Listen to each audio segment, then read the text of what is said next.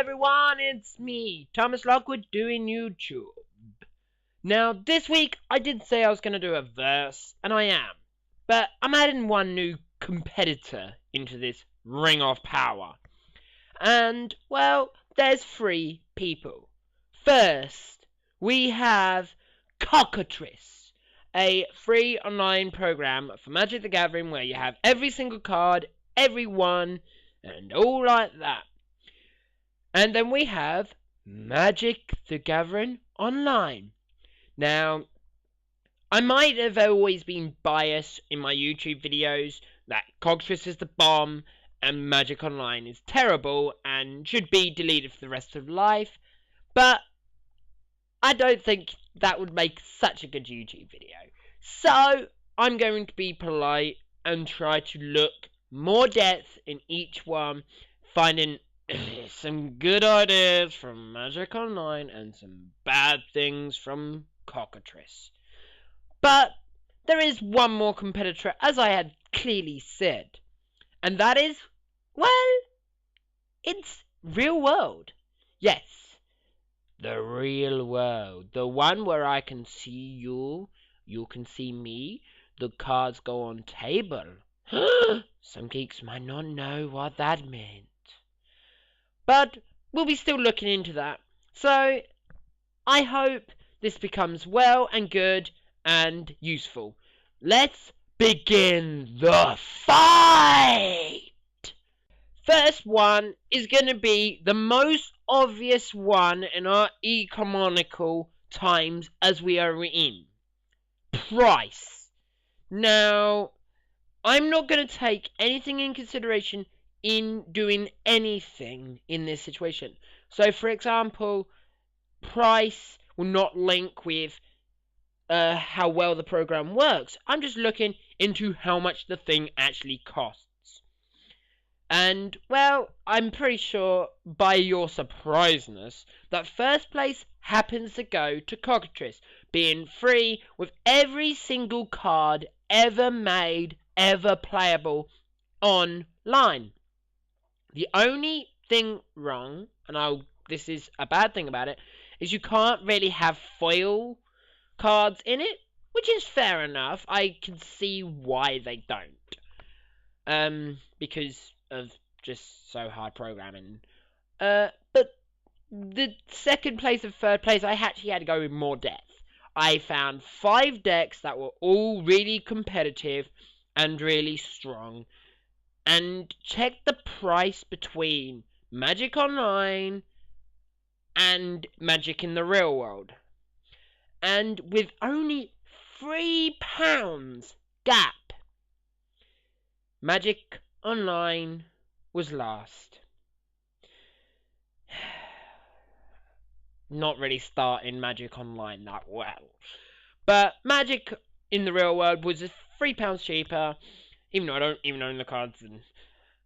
And I'm also, just to point this out, I'm excluding cards you just happen to open a pack in. Sure, I could buy 50 packs and most probably make a deck out of it. But that's luck, not skill, like others. Next one, well, it is the player playgroup. Now, this is as such, how many people play on it, and how good are them players? And, well, this is strange, but Cockatice comes last. Cockatice, because of its closure of the official website, had lost a lot of its players. And any server out there really freezes if it gets too many. So it came last in this situation. But who came first, you might ask? Well, from a probability apparently I found online, Magic Online is where most of their money come from. So I'm going on that basis that is where all of the good players are as such.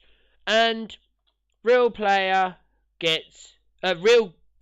in the real world gets second.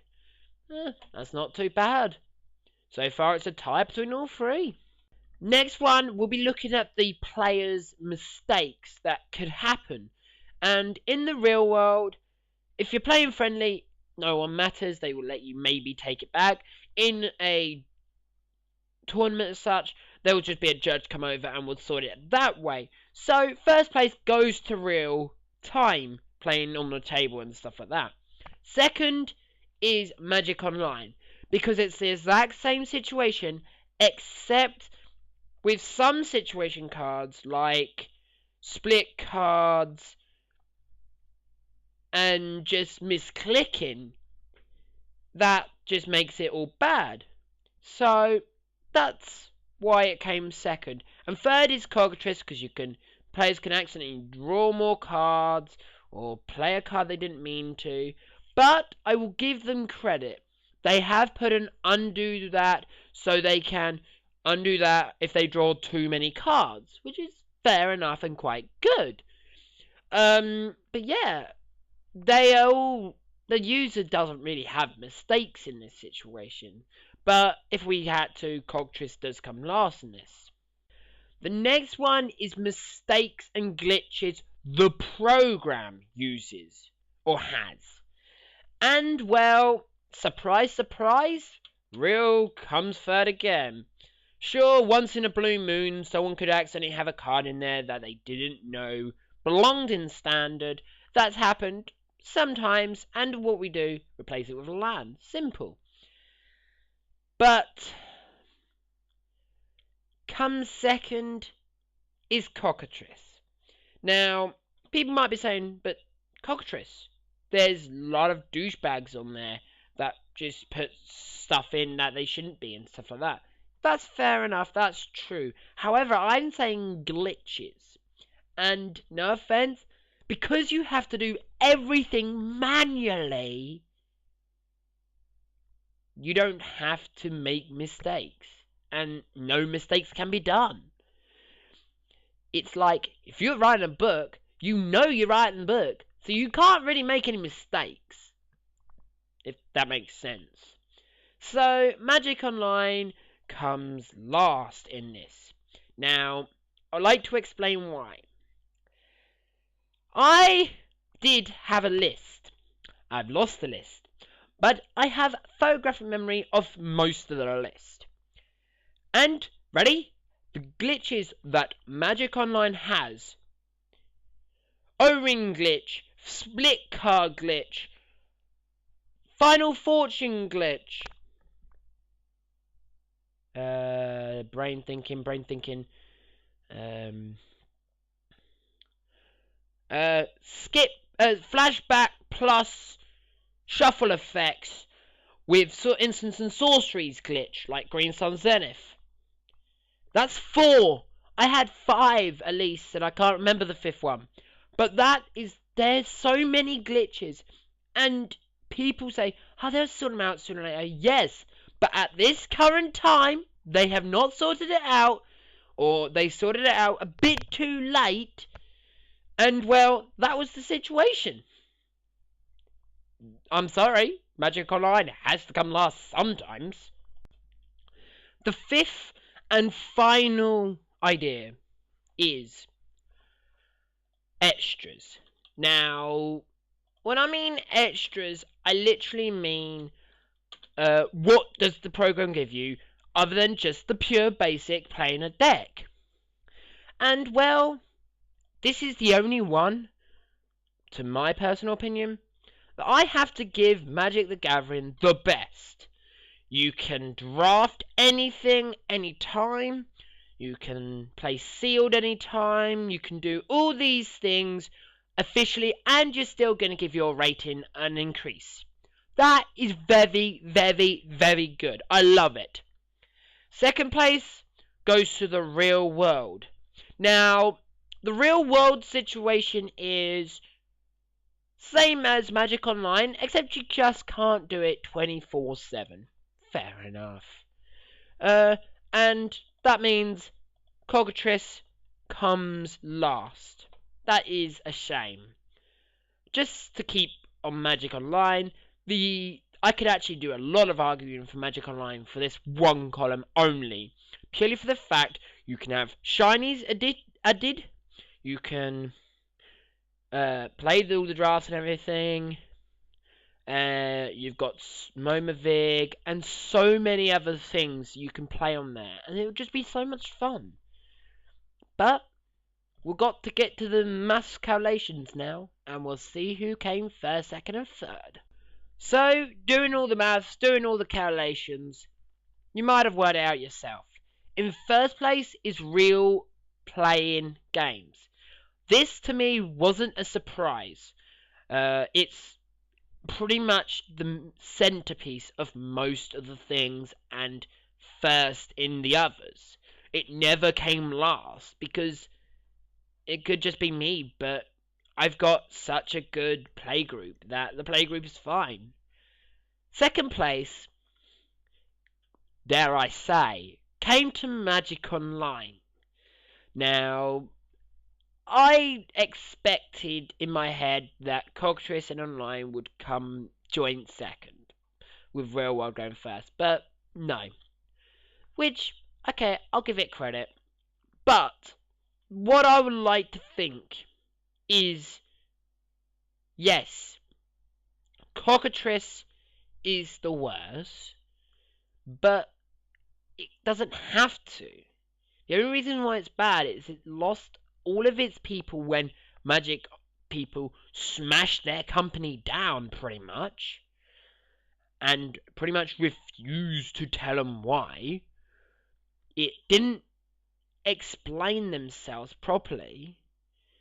And there's just so much that is unquestioned about Cockatice. Like, you could easily just make it better. There is one thing I hadn't taken in consideration in this, and it's because it would just be a bit too silly. Another thing with Magic Online is Magic Online will always apparently update itself on Wednesday. Don't know why, don't know how, don't really care.